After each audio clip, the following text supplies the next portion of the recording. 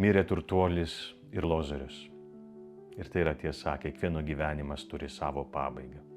Vienintelis tikrumas, kurį turime, visi miršta, bet ne visi vienodai. Turtuolis turėjo viską, bet liko niekas. Neturėjo net vardo, nes gyveno tik savo, nepastebėdamas kito žmogaus.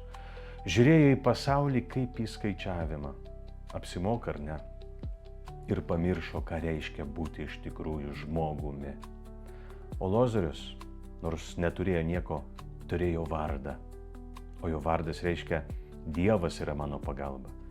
Savo varge jis atvėrė gyvenimą Dievui ir todėl jame apsireiškė jo galybė. Galima gyventi vien dėl savo svajonių ir malonumų, užkariauti kalnus, o gyvenimo pabaigoje likti be vardo. O galima, net turint mažai, palikti po savęs vardą, kuriame įrašytas Dievo atvaizdas ir kito žmogaus veidas.